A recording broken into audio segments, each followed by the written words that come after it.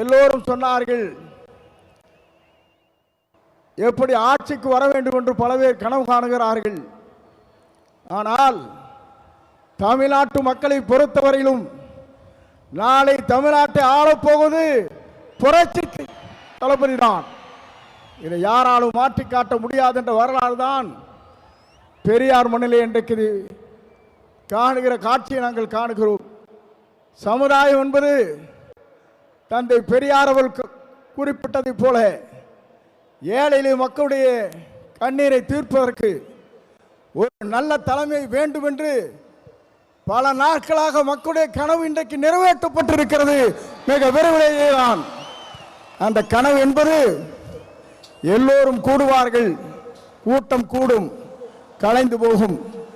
ஆனால் நம்முடைய கூட்டத்தை பொறுத்தவரையிலும் எதிர்கால தமிழகத்தை உருவாக்க இருக்கிற வெற்றி கழகத்திலே தலைவர் அவருடைய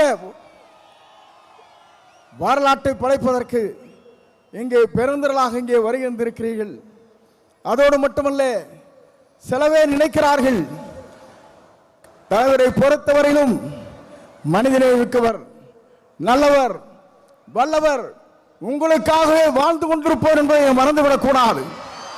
ஏனென்று சொன்னால் ஒரு ஆண்டுக்கு 500 கோடி ரூபாய் வருவாய் அது தேவையில்லை என்று விட்டு மக்களுக்கு பணியாற்றுவதற்கு ஒரு தலைவர் வந்திருக்கிறார் என்று சொன்னால் உலக வரலாற்றில் புரட்சி தலைவரை பார்த்தேன்.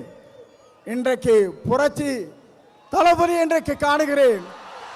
ஆகவேதான் மக்கள் இங்கே திரண்டிருக்கிறார்கள். என்னை பொறுத்தவரையிலும் இது தீர்ப்பளிக்கிற கூட்டம்.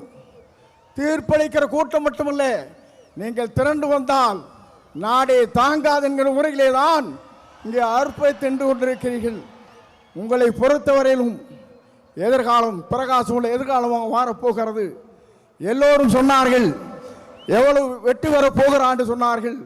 234 அவர் ஆரை விரல் காட்டுகிறாரோ அவர் தான் தமிழ்நாட்டில் சட்டமன்ற உறுப்பினர் என்ற வரலாற்றை படைக்கின்ற அளவிற்கு நீங்கள் வாருங்கள், வெற்றியை தேடி தாருங்கள் என்று அழைத்து விடைபெறுகிறேன். நன்றி, வணக்கம்.